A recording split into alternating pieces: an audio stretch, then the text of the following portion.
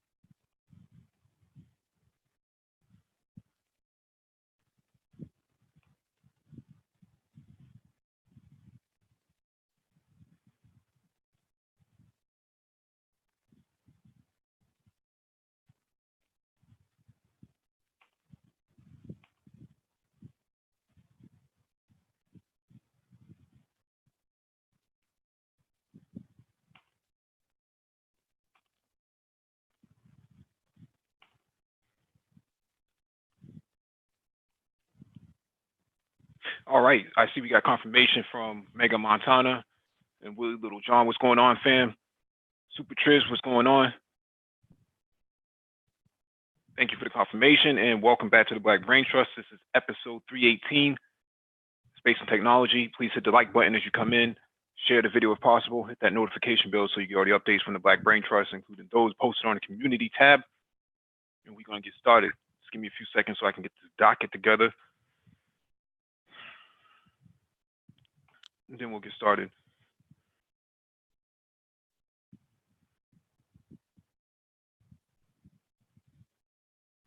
Also, if you want to get on the panel, there'll be a link in the chat.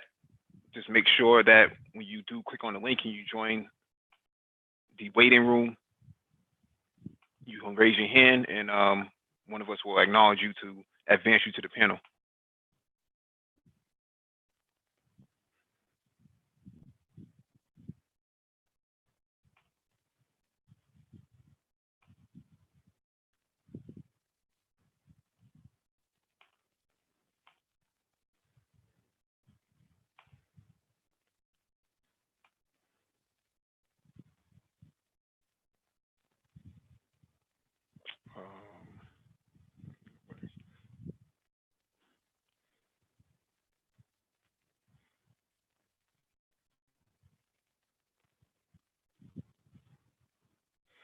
We got 11 people watching and only 10 likes, man. That one last person, please hit the like button if you're not going to participate in the chat. 12 people watching. Hit the like button, please.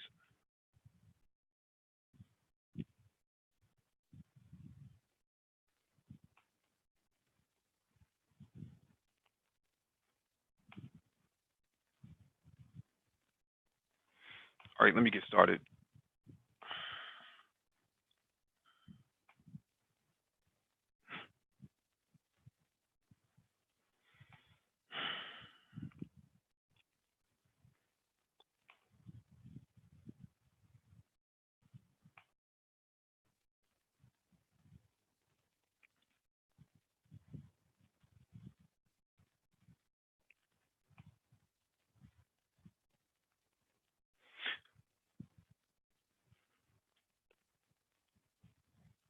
All right, first item on the docket is from Forbes.com. United States Air Force's blockchain interest shows technology power to secure data. Through all the news and information breaking about blockchain adoption across enterprises and major corporations, the United States Air Force entered blockchain airspace with news that it had partnered with Constellation Network Incorporated, a San Francisco-based technology and blockchain company. The agreement between these two was to help in the securing and consolidating of data through the U.S. Air Force with its multiple data sources. From drones, satellites, and planes, data received from these entities had previously been dispersed. disconnected and complicated because of the multiple or the multi-domain command and control system at the U.S. Air Force. The release from Constellation explained multi-domain cross-service stakeholders are dispersed, disconnected, and complicated, and the data created by each domain is either non-accessible or requires significant manpower to handle data forensics, planning, and collection. Constellation will create a leap in the U.S. Air Force's current capabilities with a focus on the agile interoperability of both legacy and future data types. It is a scalable and secure approach to big data processing while enabling the merging of legacy system data with existing cloud infrastructure data. As such, Constellation provides decentralized security not only to Air Force data pipelines with encryption, but also creates audit trails and a live overview of the status of any data source. It all sounds pretty impressive and useful for an entity as cutting edge and influential as the U.S. Air Force. It also calls into question how efficient the previous management of data was in this military installation. On the other side of things, it also points towards further growth and legitimacy in the blockchain space. No longer is blockchain just about making money through cryptocurrency tokens. It is no longer even just about making business more profitable. It is starting to help with the protection of countries through their military efficiencies. According to the Daily Chain, who spoke with Ben Jorgensen, the CEO of Constellation Labs, the needs of the U.S. Air Force are rather large, as there is still situations where data is being inputted manually at the command centers. In simple terms, it means we are working to provide support and solutions for decision-making across various systems. A command center at the U.S. Air Force has inputs that are mostly manual and not automated, he began.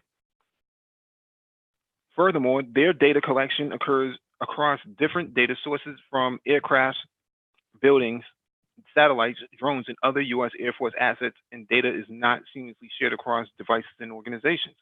Just think of all these devices that are collecting millions of data points every day.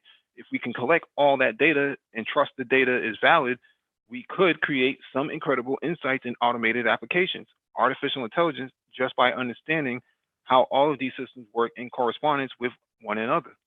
Constellation believes that a blockchain-like solution directed acyclic graph and protocol is the perfect solution for an organization looking to minimize centralized network security threats and where data is critical for missions and operations, Jorgensen said. Constellation believes that this contract with an entity such as the U.S. Air Force is obviously good for their business, but when it comes to the legitimation and adoption of blockchain, this is also a huge step for the general ecosystem.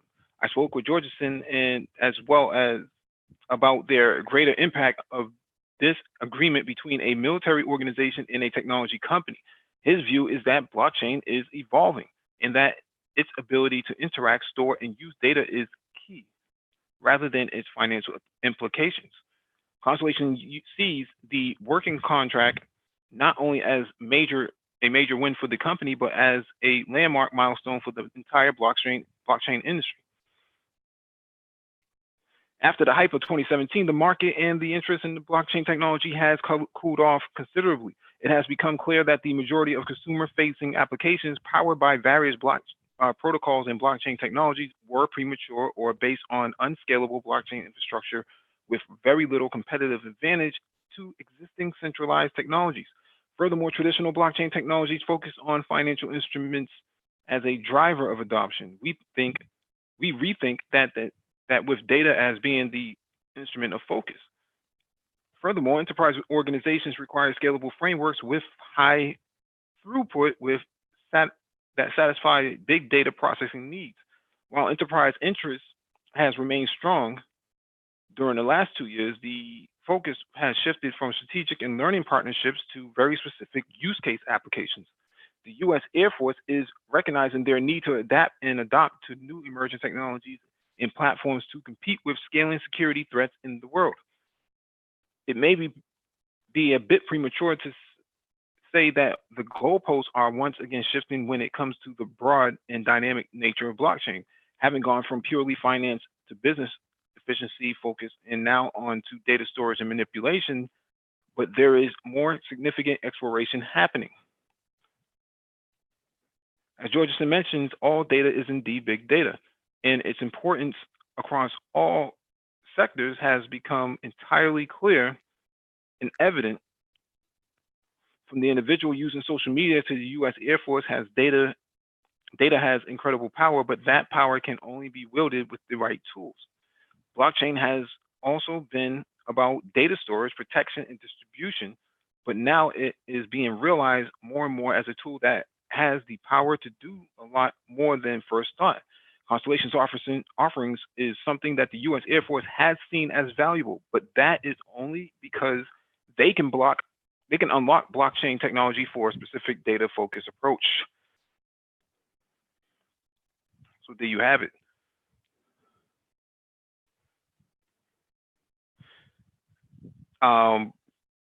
This makes a lot of sense, primarily because the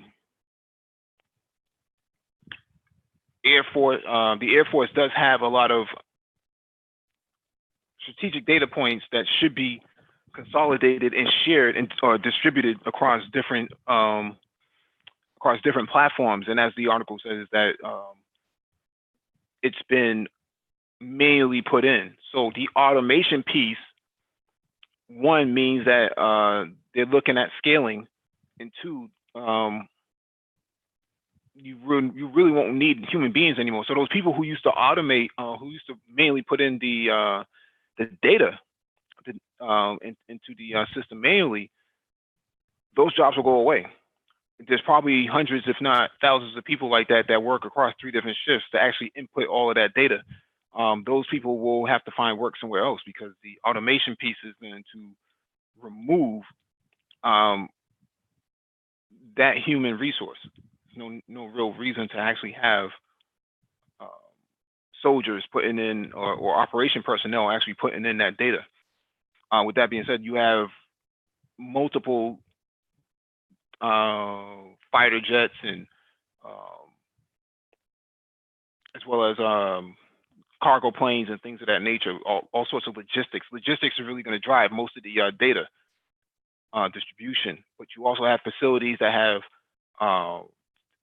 controlled temperature environments to keep a lot of the logistics in control, right? So you put ammunition in a poorly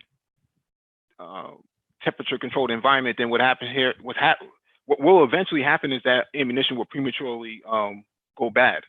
And when it's time to actually use it, it won't be usable for the most part. You may end up with a lot of duds or misfires or something to that effect. Blockchain would actually consolidate all of that temperature controlled environment, all the data points of that, not to mention all of the ammunition that is connected via satellite, and the satellite, the fighter jets that are connected via satellite as well, along with, say, it needs to feed data to, let's say, Army on the ground. You have tanks, you have APCs, you have all types of vehicles and personnel on the ground. If they can shift that data, those data points to the personnel on the ground, that actually creates a holistic structure. Same thing for the U.S. Navy. If Navy has a carrier group, they can share data in real time through blockchain and actually be secure. So there's a lot of uses that you can get out of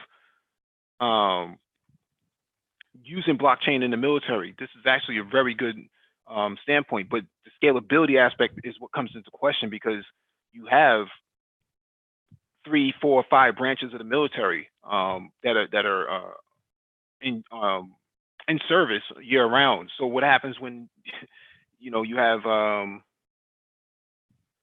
actual warfare that you're going to get into, a theater that you're going to get into, and that blockchain doesn't scale up?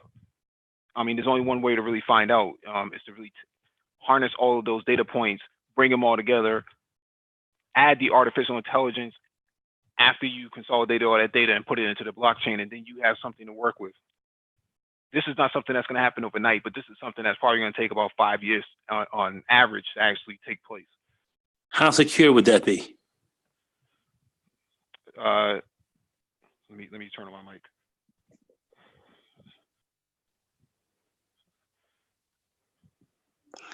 Can you hear me? Yeah, can you hear me? I can hear you, yes. Okay. Say that one more time. How secure would that be as well with blockchain? How secure would that system be? Well, what you're going to have is you're going to have security through the authentication and mechanisms of each blockchain. Each blockchain has its own kind of security measures, but for all intents and purposes, once the data is written, it can't be overwritten. So it's immutable for the most part. Once the data goes on, it becomes, if you try to tamper with the data, then what's going to happen is the nodes on the network are going to reject it because the data is inaccurate. It's been altered. Okay, all right. Sounds like there are a lot of moving pieces there. So looks like that there'd be a way to slide in, because I do know that the counterintelligence people would be pretty sharp to find out where we have weaknesses. But just a question, because it's just a question. That's all. No, it's actually a good question, because blockchain is not indestructible, right? I mean, a DOS attack, a denial of service attack, would actually take down the blockchain, because you can overload the network with too many attempts, too many requests. That would flood the network, and then that would actually shut it down. If one or two nodes goes down, then you have some serious issues. But my perspective is that this is actually good for the military, because that data can be spoofed. A real bad state adversary would actually go after data manipulation, or what we call data poisoning. Yeah. This would be interesting to see how it plays out. I don't think they're going to do it across all branches. It sounds like it's just the U.S. Air Force that's really looking into this, but U.S. Air Force would actually be key in testing this type of stuff, because as the article stated, man, you have a lot of manual labor inputting all of this data, and if you even cross-pollinate or input the data wrong manually, that can throw everything off, because you would have to have somebody inspect that.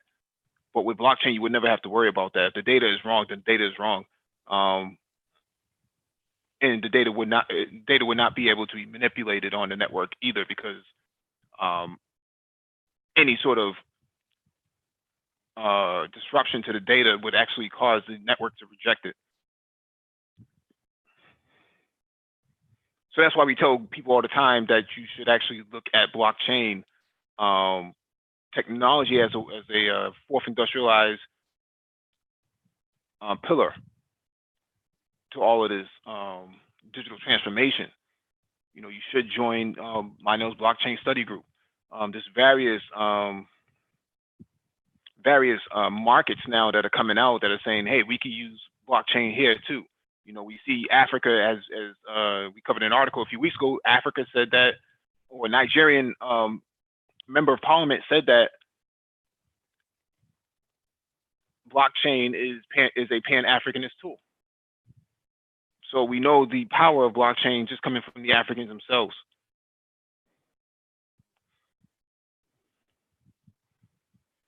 Let me get to the next article. Yeah, that's a fact. That was definitely said. Yep. So, all right.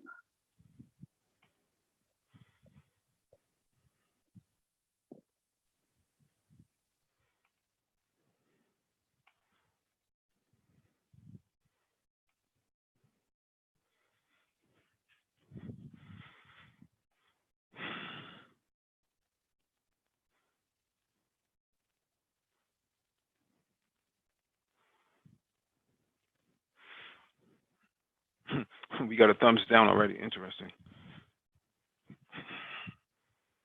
All right, this one is from CoinDesk.com. Verizon just won a patent to create virtual SIMs on the blockchain.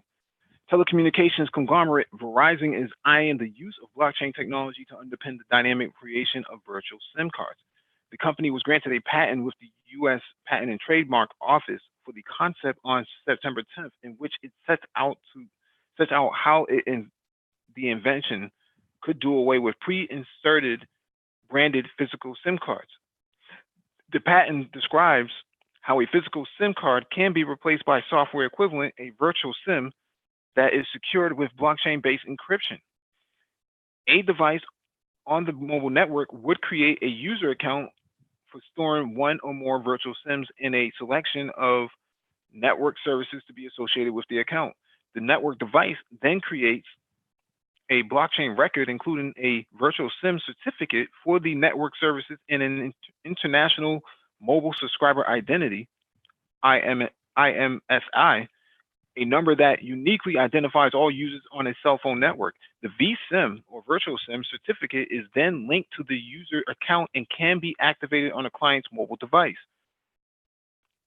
Participating nodes on the distributed consensus network would maintain a list of records that Verizon calls a vSIM blockchain. That would be secured from malicious tampering by storing timestamp transactions in cryptographically secure blockchains or blocks.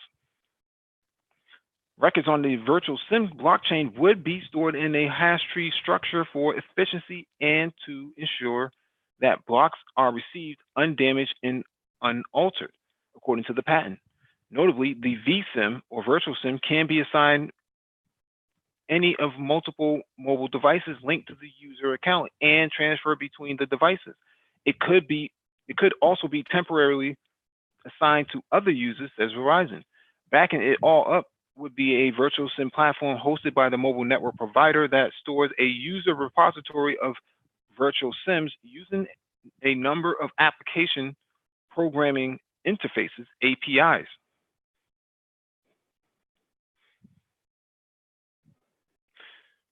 According to the patent, in one implementation, users can accept new vSIM certificates into a user account, create a vSIM among client devices associated with the user account, or deliver a vSIM certificate to another user. This would appear to suggest that, say, a company could purchase a number of vSIMs, assign them to its staff at will, and later reassign them to other employees using the system. Verizon has previously backed a $15 million funding round for Filament, a firm working on blockchain hardware for the Internet of Things. So this is actually a pretty strategic move by Verizon, because with this coming on board, they're hoping to grab the IoT market and the autonomous vehicle market, because autonomous vehicles are going to need 5G and possibly 6G in the future. And those vehicles won't need a SIM card, they'll just use a virtual SIM. And that way you have multiple devices on the network, autonomous cars, traffic management systems, HVAC systems for building facilities, solar panels, renewable energies, infrastructure. You start counting these e-scooters that are out now, e-scooters that have connectivity to the grid. There's a whole variety of ways of how to use a virtual SIM on a blockchain, and this is actually pretty genius, if I say so myself. I'm surprised that no other company actually thought of this. Although the scalability is what will come into question, because if it can't scale beyond 20,000, 30,000, and you have 5 million devices coming online in the next 2 or 3 years, you got a big problem on your hands when it comes to scalability. So that's something that will have to be examined further. But it is a good patent, though.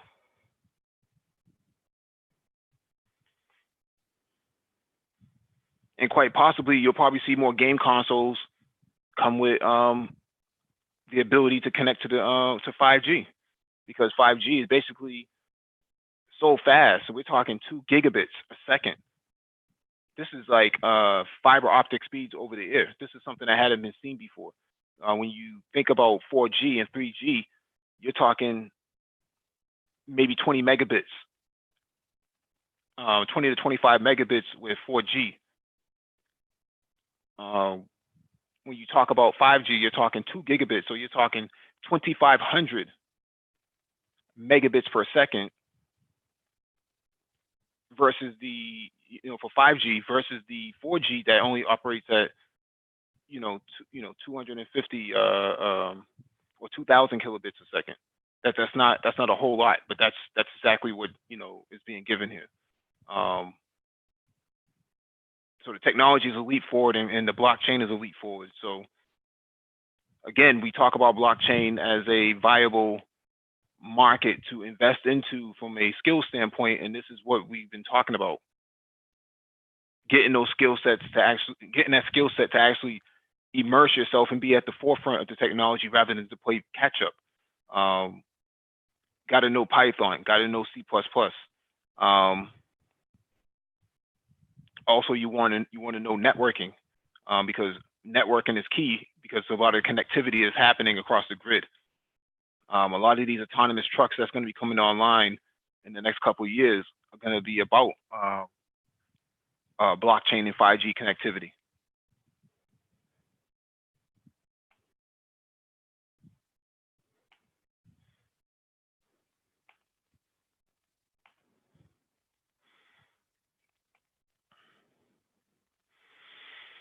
All right, this one is from TechCrunch.com. Amazon orders 100,000 electric delivery trucks from Rivian as part of going carbon neutral by 2040. Amazon will be stepping up its efforts to reduce its climate impact, CEO Jeff Bezos announced on Thursday. The company will be ordering 100,000 electric delivery trucks from Michigan's Rivian as part of this commitment, Bezos said. The commerce giant will seek to meet its goal of becoming carbon neutral by 2040, 10 years earlier than is outlined by the United Nations Paris Agreement. Bezos said at a National Press Club event in Washington, where he made the announcement that the updated timeline is due to the increase in climate change, which has been more aggressive than some of the more serious predictions had anticipated 5 years ago when the Paris Agreement was reached.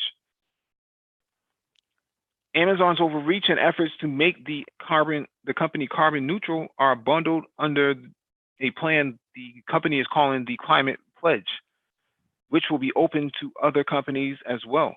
In addition to efforts like the Rivian order for emission-free delivery vehicles, Amazon will also be seeking to reduce its footprint through other means, including solar energy and carbon offsets. Rivian noted that this was the largest order to date of any electric delivery vehicles, and that they'd begin actually deploying for Amazon starting in 2021. Amazon led a $700 million investment round in Rivian in February, and the company announced a further $350 million from auto industry giant Cox Automotive earlier this month. Automaker Ford revealed $500 million investment in Rivian in April too. Rivian also plans to build and ship consumer vehicles, including all-electric pickup truck and SUV it revealed late last year, which aims to begin delivering to customers in 2020. So anybody who still thinks that they can be, diesel mechanics or anything like that, this article pretty much rules all that out. You're gonna have to switch up your skill set again. Getting a CDL will probably be one of them.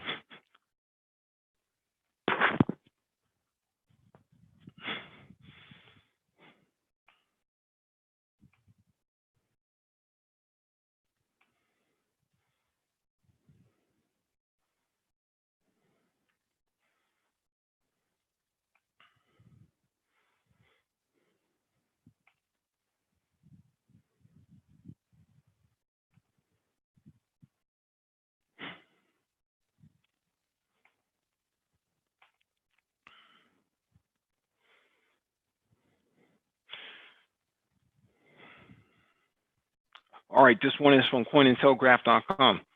Got ID, new project explore blockchain identity systems. The rapid onset of technological advancement is not evenly spread. Society is increasingly becoming digitally literate and uses emerging technology for work, to communicate and pay for things in ways unimaginable just 15 years ago.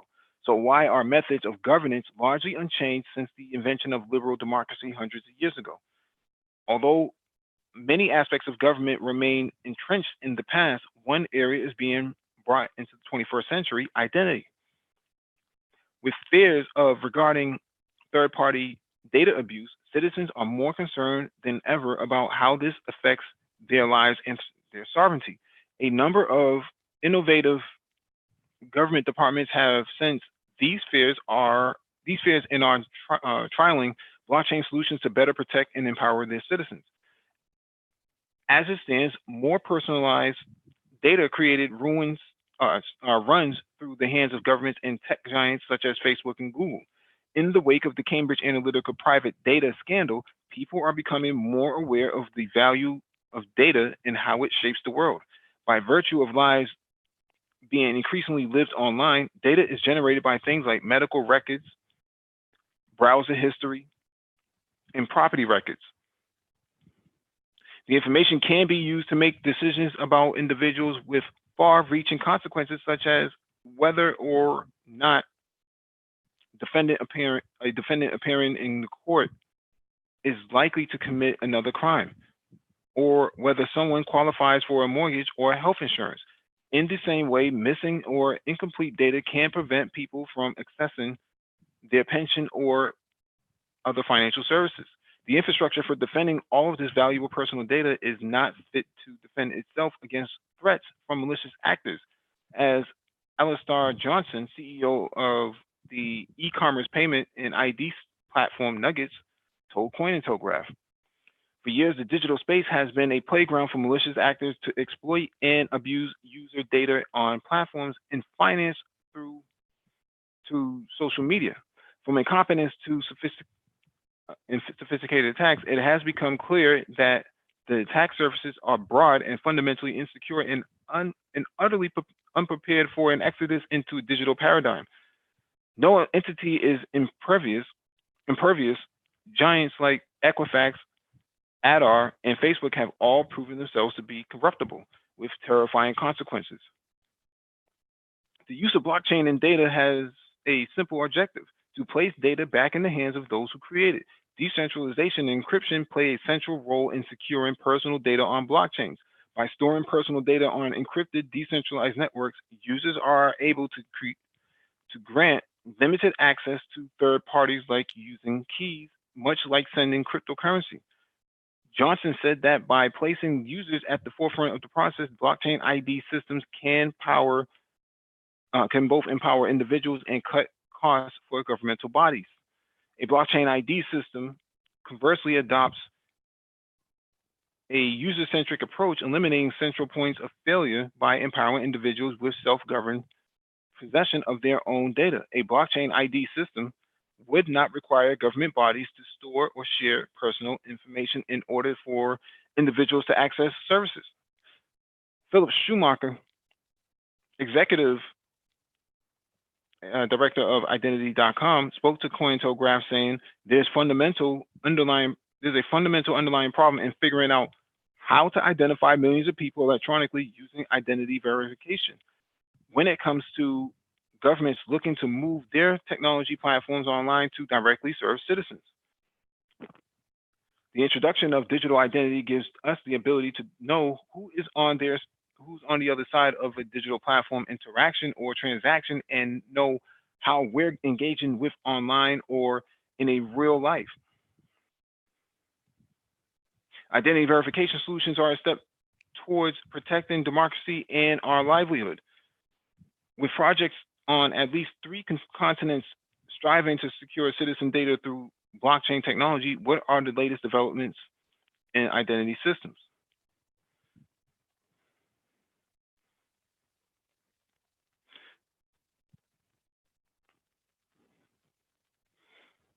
The government of Catalonia became the latest to explore blockchain ID systems when President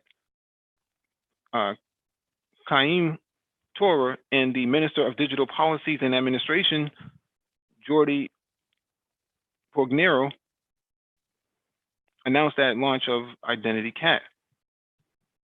According to a news release published by the Department for Digital Policies and Administration on September 9th, the project claims to be the first of its kind that seeks to empower citizens by making them the exclusive owners of their digital identity in both public and private life. Identity Cat intends to be the first digital identity in Europe, which will be driven by the public sphere and a self-managed by citizens themselves with full legal guarantee and effectiveness to operate not only with public authorities, but also with private entities, thus fully ensuring compliance with personal data protection regulations. Identity Cat will use self-sovereign identity, a system in which custodianship of official IDs is transferred from public bodies to citizens who will safeguard and manage the details of their personal identities and activities. This implies a change of paradigm in respect to the digital identity models that existed until now, as government bodies will only act as validators of the technology and the citizens will become the insurers and managers of their own identities. I'm not going to read this whole entire thing because it's kind of redundant to what we already covered. But the point here is that blockchain for identity management, blockchain for security purposes of autonomous vehicles and other aspects of emergent tech is going to be very important going forward. And if you do not have these skill sets, you will get left behind.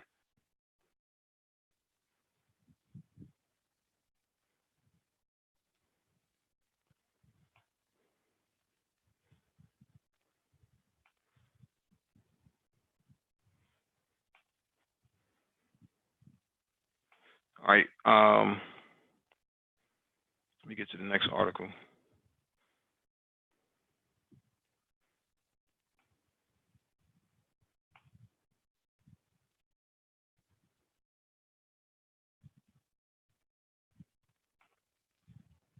All right, this one is from CGTN.com. 5G-based autonomous sweepers operate in Southwest China. So this is a street sweeper that is autonomously running off of the 5G network that we talked about earlier.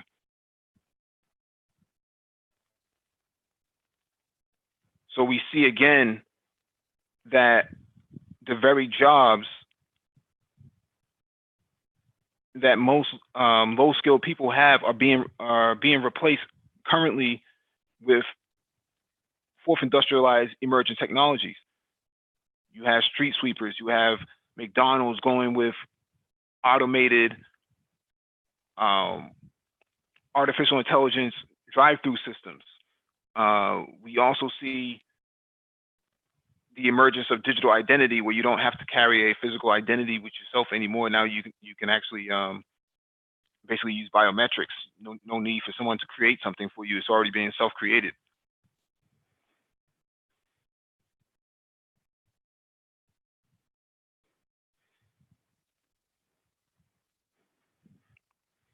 So again, as we mentioned earlier, 5G, blockchain, all of this stuff is going to matter going forward. So if you don't have that skill set, you are going to be SOL.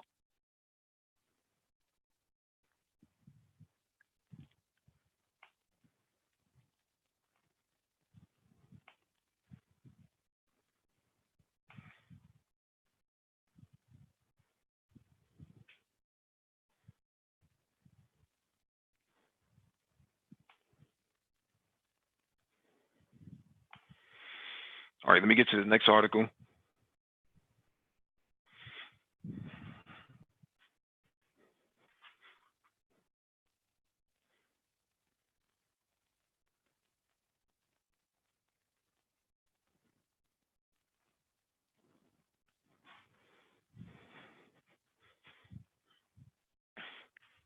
All right, this one is from electrek.co.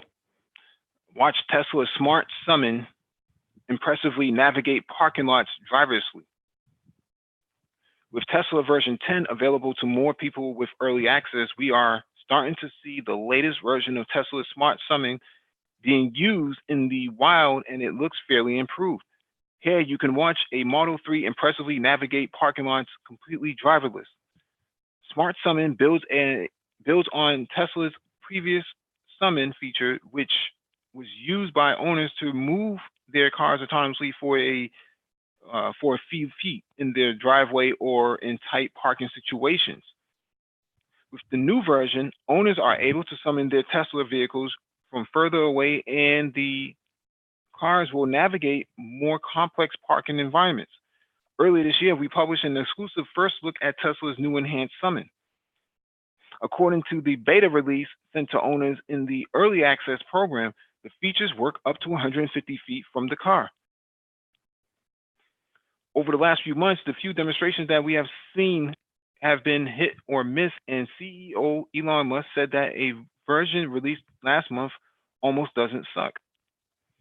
Now they have been pushing in an updated version of the feature with the early Tesla version 10 looks impressive. Here you can see two examples, one in relatively busy parking lot and another in a empty parking lot. In both examples, the Model 3 autonomously drove as close as it thought it could to pick him up, and it did much faster and more confidently than previous versions. There was a small issue on the Model 3 thinking about taking a shortcut over a curb for a second in the first scenario, but Smart Summon held up to its name and wised up before it was too late. Some could also argue that it should have been driven over empty parking spots in the second scenario, but it's not like humans don't do that all the time either. Smart Summon is expected to start being pushed outside the early access program to owners with the FSD package in the US within the next week. It should reach other markets later as regulations allow it. Let me play the video real quick for you guys.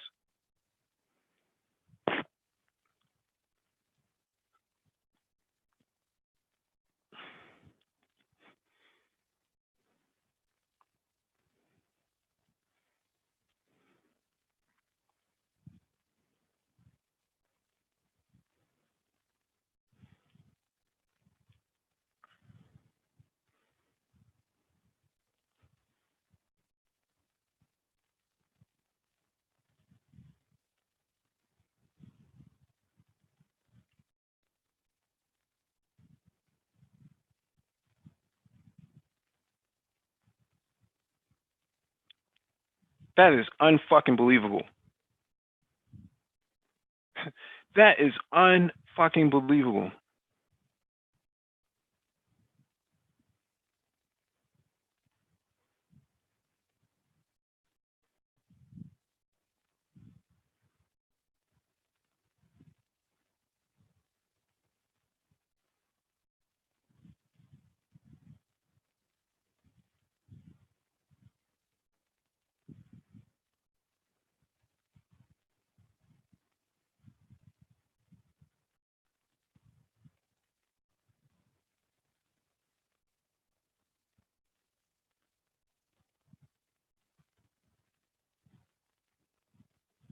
Let's see what else this car can do.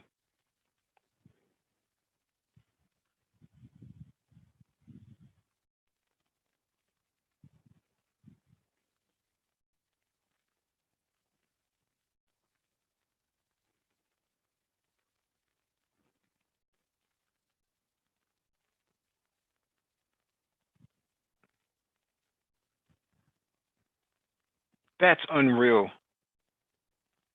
That is fucking unreal, man. Wow.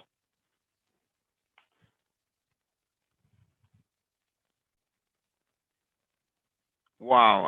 I'm speechless. I don't even know what to say to something like that.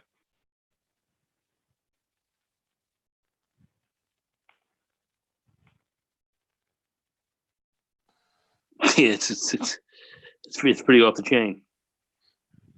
I mean, and this is like, this is 2019, and you have cars ready to do something like this, right? And we already know that the sleep assist and the driver in lane assistance actually keeps the car steady on the highway for a certain amount of miles. And it's actually pretty efficient if you ever seen it work.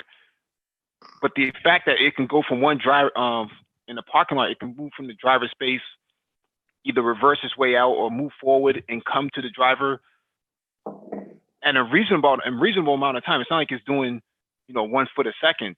Or 1 foot a minute. This is something that's moving streamlined. It's actually moving pretty consistently. And to see the wheel turn with no human being in it, to me, it's impressive. That is absolutely impressive, man. If we were actually, this technology really takes off the way it really needs to, you could really see how you could reduce the hundreds of thousands, maybe even millions of automobile accidents on the highway and everything else like that are, in my view, rather unnecessary today. Through this type of technology, satellites and so forth would certainly advance it. But you could see where this could be developed to where you could just sit in a car if you have to go somewhere and just be taken to an area without having to really worry about anything, and not even having to worry about even getting to an accident. Even this could save a lot of lives if we take it to a large platform. But yeah, this is amazing. I mean, you would have, let's say, a blind person or a visually impaired person would actually have the ability to hail down their own cabs. They would have to rely on third-party services. They basically would speak into, let's say, a Bluetooth phone or something like that, Bluetooth device, and say, I need to be picked up. And that autonomous vehicle is going to come pick that blind person up or that visually impaired person up.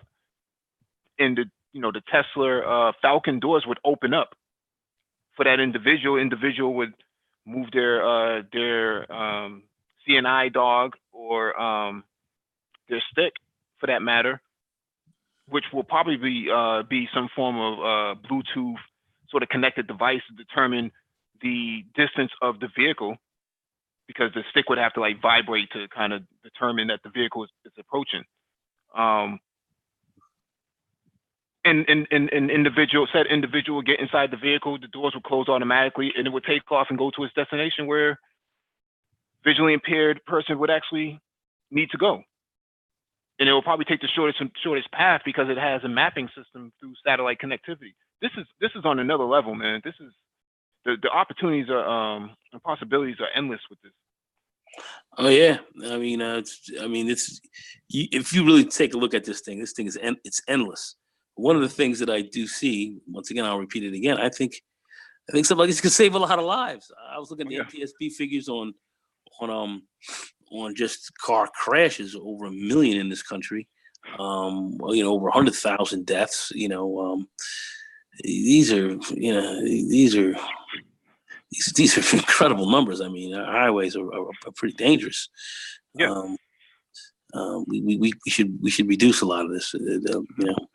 This could do it. Anyway, I'm just reading the chat real quick, and Super Triz, and shout out to Super Triz. He says, better yet, they can own their own vehicle. He's talking about visually impaired people. Well, a visually impaired person or people in general won't own cars after 2040, after 2050, as a part of that agreement of the climate change agreement. Most people won't own vehicles anymore. Unless you have a legacy vehicle that was built in the 2020s or the 2030s, owning vehicles will go right out the window. Everything will just be car sharing, ride sharing. That's the sort of market that they want to move into. You even see, I even saw something this morning about Lamborghini. No, was it Porsche actually coming out with their own car sharing program. So you'll be able to rent a high performance Porsche, offer car sharing for a certain amount of hours, or even a full day. You'll have a high performance car, then you have to give it back, and the insurance will be provided for you. So this is the market that they're looking at right now.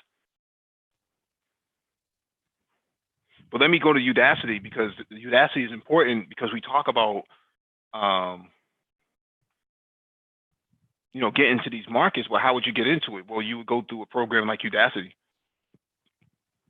that has nano degree programs that are 6 months or less for a degree. And what you'll have, as you see here, is degree programs based on self-driving car engineer, intro to self-driving cars and nano degree program, the concepts that are covered, statistics, linear algebra, C++, calculus and controls, robotic software engineer. So that's how you would actually make the car function from a coding standpoint.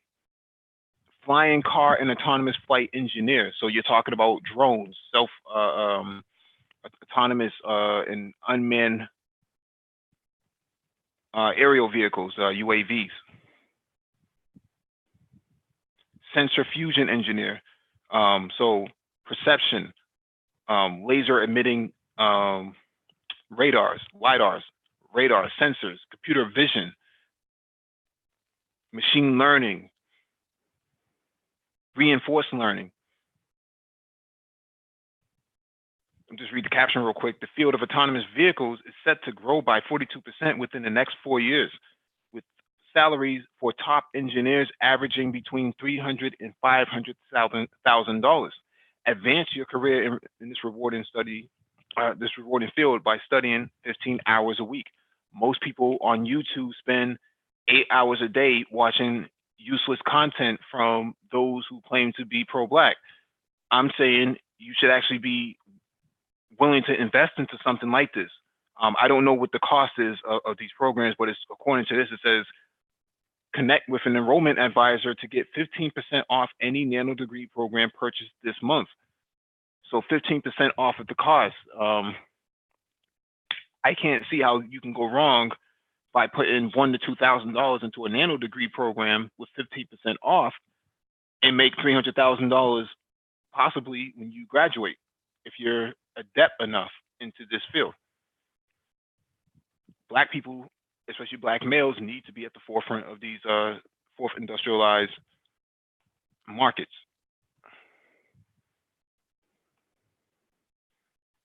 I'll drop that in the chat for those who are interested.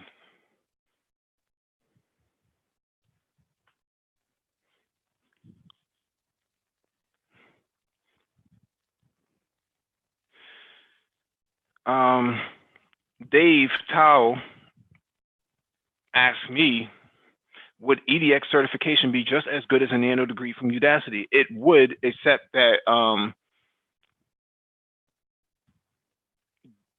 EDX serves a different purpose than Udacity. Udacity is a kind of structured environment that is meant to change the paradigm on learning online, whereas EDX is kind of for those who already have some form of focus that they want to get accredited education that's transferable to other places. They would actually use EDX. If you just want to, if you're one of those guys who does not like school, doesn't like spending a whole lot of time, in terms of like 2, 3, 4 years, even a master's degree for that matter, Udacity actually makes a lot of sense. You're spending less than a year of your time getting the skills necessary for a more digital transformative industry, which is in high demand. You just look at the requirements, the baseline requirements from the syllabus, and the syllabus would actually tell you what you need to know going into this, or what you're going to learn going into this, and you determine from there. Most schools won't take you into their master's degree program unless you pass certain requirements. You can't just enroll into anything. So that's the difference. But I'm putting my money behind Udacity on this agenda, because I think if you could spend a whole lot of time watching useless videos on YouTube from these people, man, I think it would serve you best to actually spend that time for 6 months getting necessary skill sets, man. We covered articles before about some of our subscribers actually going to boot camps and using EDX, using 2 different platforms, and both of them have been successful. So we also covered an article with Mark Cuban, who takes the same advice that we give out on here, and he is very successful at it and has no qualms about admitting to it. And this is the billionaire that is doing this. So we're not far off the mark when we talk about this.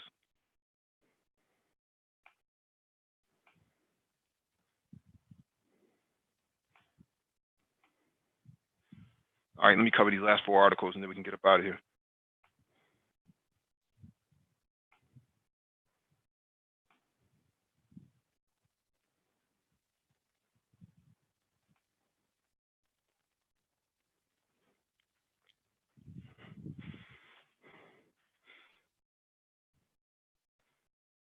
Hey, good for you, Dave. Good for you.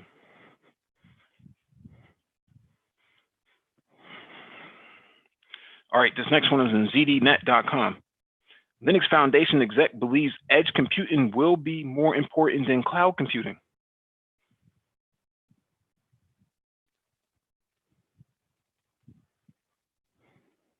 Once upon a time, back when we all had mainframes and then servers in our offices, we had edge computing. Our compute power was literally down the hall. Then along came the cloud, and all that changed. Computers were hundreds of miles, but milliseconds away. Now, with the rise of IoT, 5G, and our never satisfied need for speed, edge computing is coming back with a vengeance. Indeed, at his keynote at Open Networking Summit in Belgium, Arpit Jashapur, the Linux Foundation's general manager of networking, said edge computing will overtake cloud computing by 2025. When Jashapur is talking about edge computing, he means compute and storage resources that are 5 to 20 milliseconds away. He also means edge computing should be open, interoperable framework. This framework should be independent of hardware, silicon, cloud, or operating system. Open edge computing should also work with any edge computing use case. Internet of Things edge, a telecom edge, cloud edge, or enterprise edge, whatever. Our goal here is to unify all of these. This is being done via Linux Foundation Edge. This Linux Foundation organization seeks to bring all edge computing players under one umbrella with one technology. Its purpose is to create a software stack that unifies fragmented edge market around a common open vision for the future of the industry. To make this happen, Josh Shapiro announced 2 more projects were being incorporated into Linux Foundation Edge: Baytile and Fledge. Formerly known as Baidu OpenEdge, Baytile is meant to seamlessly extend cloud computing, data, and services to edge devices, thus enabling developers to build light, secure, and scalable edge applications. Its target audience is IoT edge device developers who need cloud computing, data, and services. Why did Baidu, China's answer to Google, contribute to the code to Linux Foundation Edge? Watson Yin, a Baidu vice president, explained, Baidu decided to donate Baitel, the intelligent edge computing framework, to the community, hoping to reciprocate the open source community while continuously contributing cutting edge technologies to the global technology ecosystem. In short, Baidu, like so many other companies, believes that open source helps its business. Fledge, once known as Foglamp, is an open source framework and community for industrial edge. Its focus is on critical operations, predictive maintenance, situational awareness, and safety.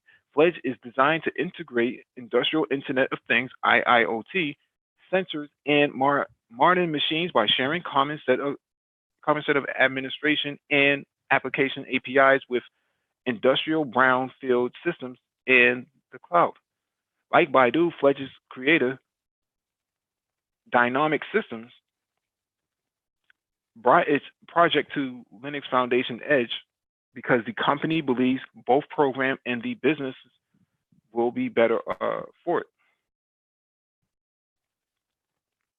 Tom Arthur, Dynamic Systems CEO and co-founder, stated, the Linux Foundation Edge efforts for an open, interoperable framework for the edge is especially needed for the industrial, factory, plant, and mine, where almost every brownfield system, piece of equipment, or sensor uses its own proprietary protocols and data definitions.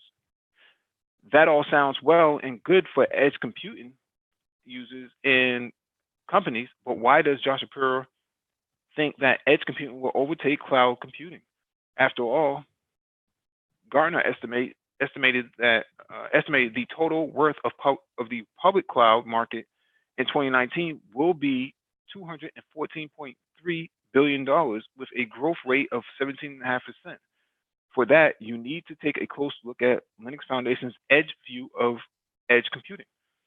In it, the Linux Foundation Edge sees industrial, enterprise, and consumer use cases in complex environments spanning multiple edges in domain, aka pretty much everywhere. Edge computing also has killer apps.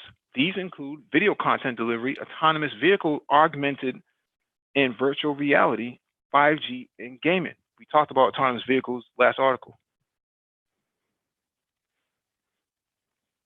There are two reasons you haven't heard more about important edge computing is going to be.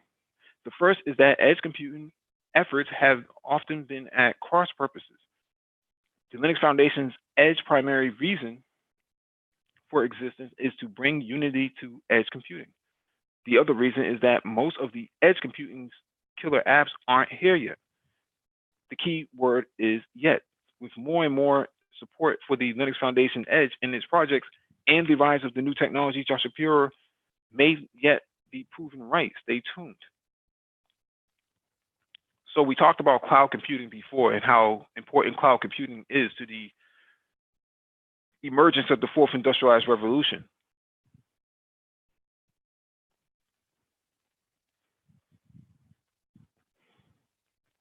So edge computing is relatively recent development that started, I think, about a year or so ago. And now they have OpenStack Edge. I think that's in early beta right now, but for all intents and purposes, edge computing is here to stay. It's not going anywhere. It's actually going to get better as more companies start to adopt it in parallel with their cloud computing strategies. So keep that in mind. Once the platforms become more mature in about a year and a half, if not 2 years, probably by late 2020, you'll see more adoption of this, and then you'll have to actually take on the more understanding of edge computing along with cloud computing. So that's stuff that I'm studying right now for my master's degree. So.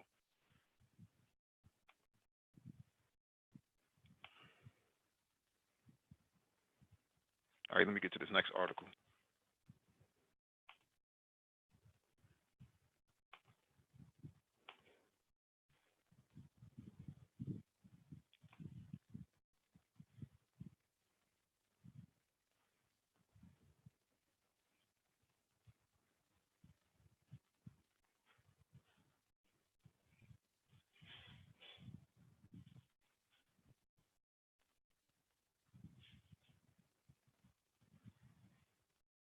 All right, this next article is from marketrealist.com. Google Cloud bets $3.3 billion more, huge opportunity. Google Cloud plans to spend $3.3 billion more to expand its data center presence across Europe over the next 2 years. Google's planned Europe data center investment includes $660 million that will go to expand its Hamina data center in Finland. That move will bring Google's investment in the Hamina data center to about $2.2 billion since 2009.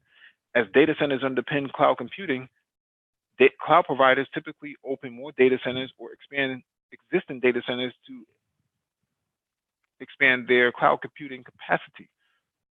I think that's what Google's trying to achieve with with its planned data center investment in Europe. Europe is turning out to be a hot battleground for the top cloud computing companies. Europe's cloud market should expand 22% annually for the next 3 years. As we discussed earlier at Market Realist, Alibaba has also been expanding its cloud capacity in Europe. Meanwhile, Amazon and Microsoft also operate data centers in Europe in that support their cloud services. Microsoft, for instance, has detailed plans for more data centers in the region to boost its cloud capacity. Huge revenue opportunity for Google's cloud business. Demand for the cloud services remains strong globally. I think that strength is encouraging companies like Google to make huge investments and expand their cloud infrastructure. Global spending on cloud services is set to rise to over $214 billion in 2019 from $182.4 billion in 2018. Gartner estimates by 2022, the global cloud market should surpass $330 billion. Google's planned Europe data center investment follows the company setting its sights on attracting large cloud customers. As we discussed earlier, Google has hired former SAP SE executives to help attract big cloud customers. Plus, Google's expanding its cloud sales team to generally help its cloud market share grow. Presently, Amazon and Microsoft rule the global cloud market with 33% and 16% market shares. Respectively, according to Synergy Research, Google comes in third with 8% market share. However, as we saw here, Google aims to overtake Microsoft by 2024 and become the world's second largest cloud company. I think Google needs a big break in the cloud market to reduce its over-reliance on advertising dollars. Currently, advertising contributes the vast majority of Google's revenue. While Google remains the top digital advertising company, it's no longer a sure bet. Amazon and other competitors are gaining ground in the digital advertising market, threatening Google's base. So Google is looking for new revenue sources outside advertising, and cloud computing is one of the company's target markets. Currently, Google's tiny share of the cloud market shows it has more growth potential than rivals from Amazon and Microsoft. So again, we talked about this last article, but edge computing is set to take scale in the next few years. And now you see Google is pumping in $3.3 billion into cloud, and they're hoping to actually scale past Microsoft and Amazon in the next 4 years. So if you're in IT or you want to get into IT, cloud computing is where it's at.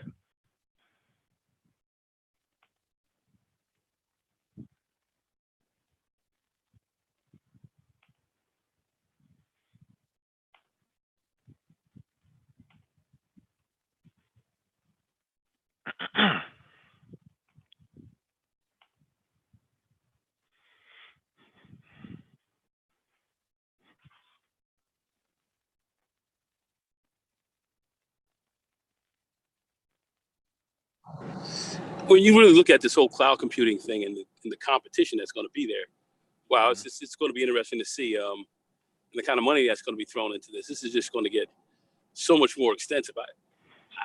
I don't know, I don't know how much, I don't know how deep this thing is going to go, but this is going to be massive. So if you talk about Google outstripping the other big players, wow, that's going to be pretty heavy duty. I would like to see how that kind of stretches out. I'm looking at it a lot more. I'm just what this does say. I mean, just to be very simple about it, if you are a minority, black person, black male especially, this IT game is where it's at. This is almost like, it's not the only game in town, but it's one of the biggest games in town, and this is going to be this big for the foreseeable future. So that's why we really need to be pushing people very much into these areas, and for any people who are wondering about their future, especially if you, it's not even an age thing. I mean, yeah, if you're in your 60s or whatever, that's one thing. if you're fairly young, 20s and 30s, certainly get into this. Get into this, make a lot of dough, because this is going to be a field that's just endless. It's not gonna. There's no end in sight here. I mean, Mike, wouldn't you agree? Absolutely, and I think that every black man should have some form of IT skill set, whether it's just fixing computers or coding. You need to have either a soft skill or hard skill. Definitely some programming skills.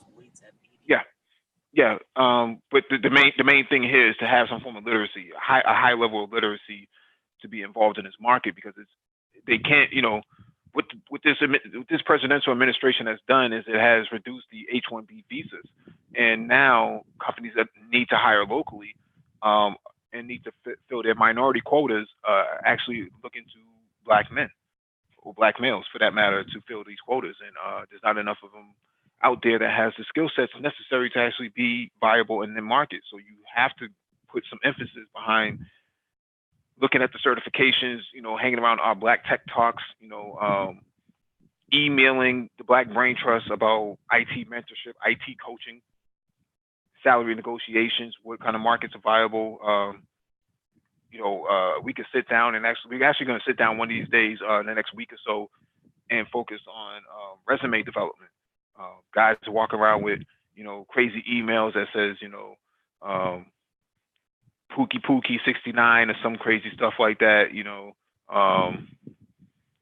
Ray dick him down, that's the sort of emails are not receptive to, big tech companies. They're not feeling that, man. You got to have a proper resume and a cover letter to actually go into this, and then you can start having, these sort of discussions.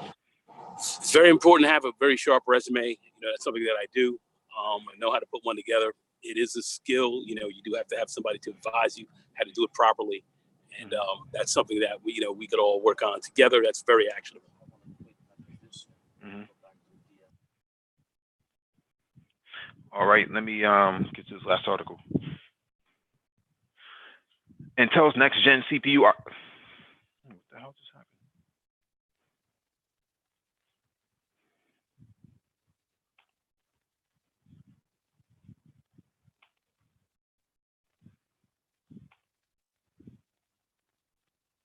All right, this one is from PC Games, SN.com.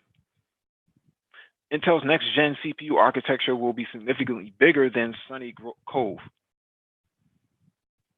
At the moment, Intel's new CPU design, Sunny Cove, has been created to deliver what is currently seen as a serious bump in instructions per clock, IPC. But CPU guru Jim Keller has said it's working on a subsequent architecture generation that will be able to better take advantage of the touted 50x increase or 50-time increase in transistors his team is aiming to deliver over the next few years. The 15 to 18% instruction per clock boost that Sunny Cove has delivered to these Ice Lake cores, compared with Coffee Lake cores running at an equivalent speed, is seen as significant progress. That's despite the fact that we're looking at around a 38% increase in the per core transistor count from one generation to the next. Coffee Lake is estimated to house 217 million 14 nanometer transistors per core, and Keller has stated that Ice Lake contains 300 million 10 nanometer transistors. If a subsequent processor generation could get closer to a linear instruction per clock boost relative to the transistor hike, that would be seriously impressive. Talking at Berkeley recently, taking his Moore's Law is not dead tour on the road, Jim Keller spoke about the evolution of microarchitectures from the Intel 8080 all the way up to the latest Sunny Cove design powering its Ice Lake processor. And referencing the new architecture, he talks about its complex makeup and a little about its eventual successor. Sunny Cove has an 800 instruction window, sustains between 3 and 6 x86 instructions per clock. says Keller. Massive data predictors, massive branch predictors. We're working on a generation that's significantly bigger than this and closer to the linear curve on performance. This is a really big mindset change. A big mindset change that isn't necessarily shared by contemporaries and Keller's erstwhile employer, AMD. When she was given one of only two hot chips keynotes, AMD CEO Dr. Lisa Su spoke about the limits of processor scaling going forward. The pure computation portion of it is actually not that big, says Dr. Su. The power that is utilized on computation is about a third of the overall processing power, and you end up spending a lot of power on the I/O and the interfaces, and really getting things on and off chip. And so that is one of the reasons that we're not getting as much benefit from scaling as we go forward. But it's Intel's promised innovations in all of those different fields, which Keller says will deliver the sorts of gains he's talking about. Lots of people think, well, we're hitting some kind of limit. I really doubt it, he says. We have a roadmap to 50x or 50 times more transistors and huge steps to make on every single piece of the stack. Remember, computers are built by large numbers of people, but actually many, many small teams. Better prediction, better instruction set, architecture, better optimization, better CAD tools, better libraries. The number of different places that we're doing innovation is really, really high. The next time Intel is promising to look at instruction per clock again is with the Golden Cove core design, with the Willow Cove core sitting between it and the Sunny Cove microarchitecture offering smaller gains.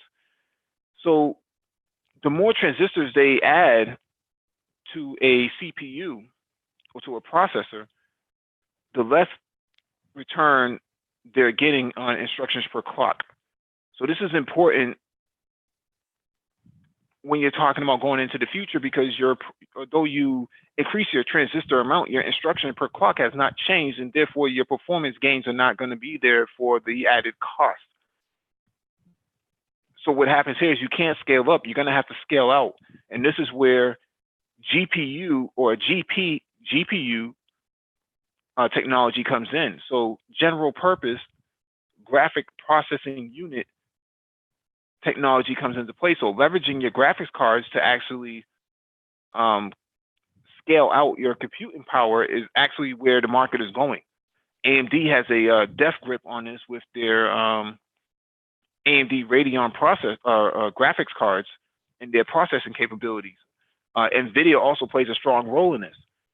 So that's one of the reasons why the crypto market was so hot on fire last year or the year before that, because people figured out that they can use or utilize these graphic cards for crunching numbers with cryptocurrencies and blockchain. But now you're talking about scaling out the x86 architecture to include graphics processing units. If you have a sufficient graphics cards, you can actually take a lot of the compute time away from the main processor or the central processor and add it to the GPUs. On some motherboards, you can add up to 4 GPUs, which means you can scale out your computing needs or your computing processing needs across the distributing amount of graphics cards.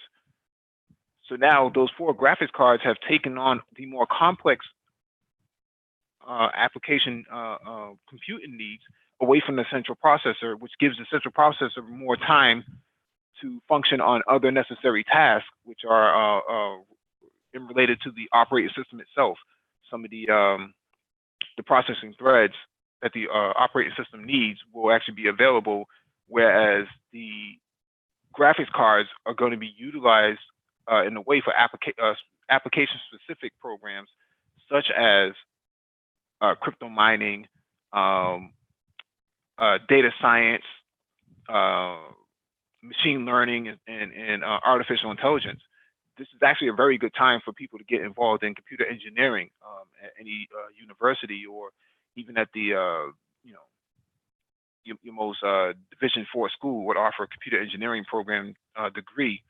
This is relatively a good time to actually get involved in it, because edge computing, like we talked about earlier, will rely on GPUs, which is general purpose graphic processing units, and less on central processing power, because a graphics card chip could actually have 1,000 nano processors on there, which we call shader processors.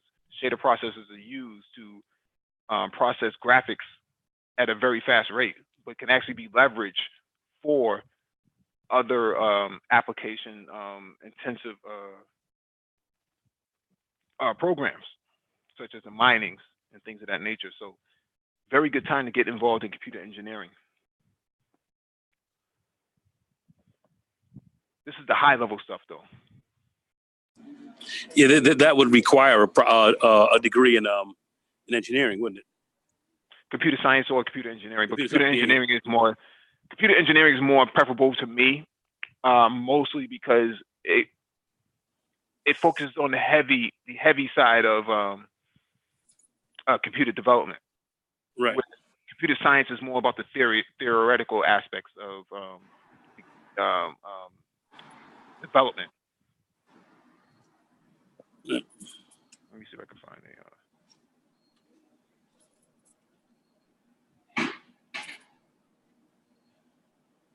me see if I can find one.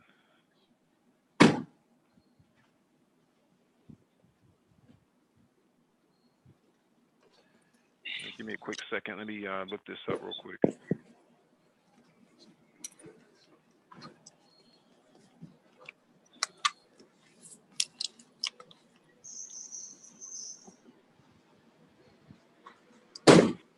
Okay, let's go to Johns Hopkins. Although it's expensive, it's actually a pretty accredited system. So let's let me jump over here.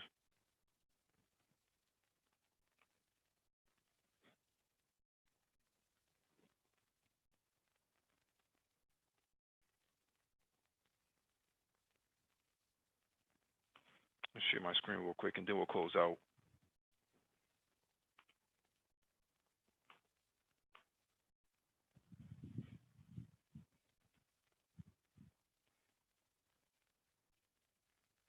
All right, this is from Johns Hopkins University. They do have an online degree program in computer engineering. So let me just read this caption real quick. Electrical and computer engineers are the creators of many things taken for granted in our daily lives, from desktop computers to GPS systems and cell phones. At Johns Hopkins, students learn from the fundamentals of electrical, computer, and digital systems, data structures, and circuits, with an emphasis on hands-on experience to complement the theoretical. So I mentioned earlier about computer science being the theoretical, which is the difference between computer engineering and computer science. The Department of Electrical and Computer Engineering offers the following degree options for students interested in pursuing their undergraduate studies at Johns Hopkins University: Bachelor of Science in Electrical Engineering, Bachelor of Science in Computer Engineering, Bachelor of Arts.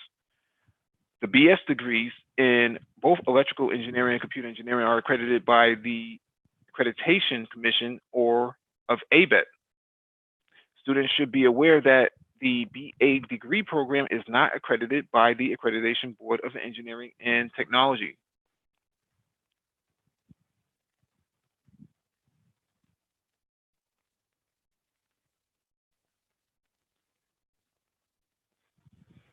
Let me just look at the course information. I wish they had a silly bus up.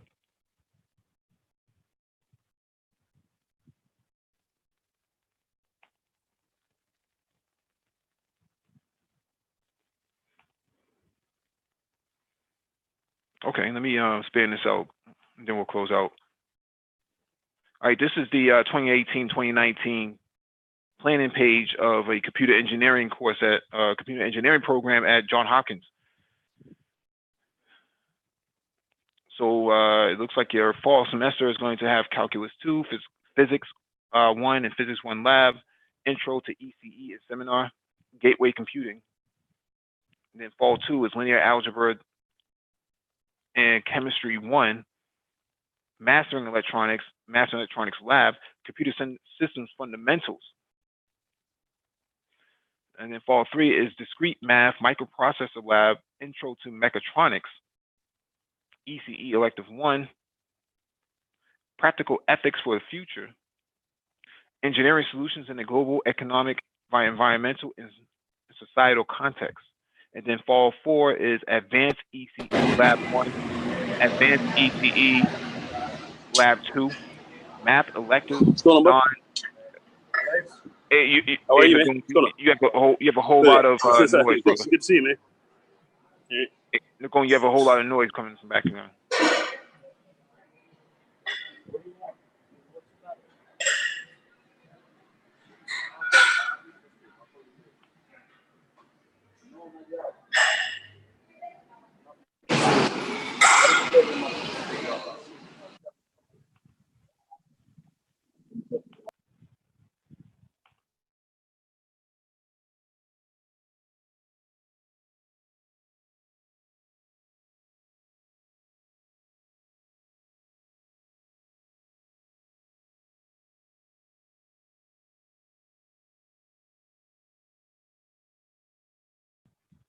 All right, let me finish this up real quick. Nagoon had a lot of noise in the background. I had to mute him. Oh, I'm sorry. Yeah, I'm just I'm just finish up here in the gym. I apologize. But anyway, go ahead, brother. Go ahead. Yeah, and in the fall semester going into the spring semester, and it says intermediate programming, Physics 2 Lab, Digital Systems Fundamentals, Computational Modeling for ECE. Spring 2 semester has Calculus 3, Data Structures, Intro to VLSI, so very large scale interfaces, Signals and Systems in Lab. And then spring 3 is Probability and Statistics, Computer Science Elective 1, Basic Science Elective, and then spring 4 would be Advanced Lab 3, Advanced Lab 4, non-ECE Engineering Electives 2, and ECE Electives as well. So you need 124 credits to pass this. I started off with computer engineering in my undergrad, and I had to switch out and go to information technology. I had a lot of credits in my previous schooling that brought me over to pursuing a degree in computer engineering as an undergrad, but I had more credits for information technology than I did for computer engineering. So I switched to computer engineering, not to computer engineering, to information technology or information systems. Had I done it all over again, I would probably do computer engineering all over again. Mostly because it was something I had a lot of passion for, but I just did not have the credits for. So it was easier for me to go and get my degree in information technology than what it was to do with computer engineering.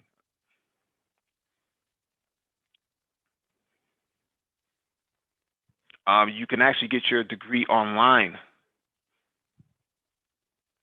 in computer engineering. Now, whether or not you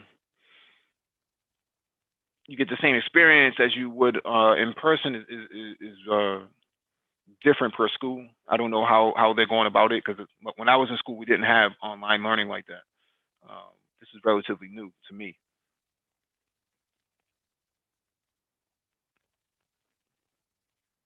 But what I would like to see is a better, similar to how they do pre-med school, I would like to see a pre-engineering school for compute for technology engineering or just engineering in general. I think that there should be that intermediary sort of post high school community college. I think there should be a pre-engineering sort of platform for people trying to get into the computer engineering, electrical engineering, electronics engineering, sort of STEM background. Because once you prep people with the core classes, what do you call it?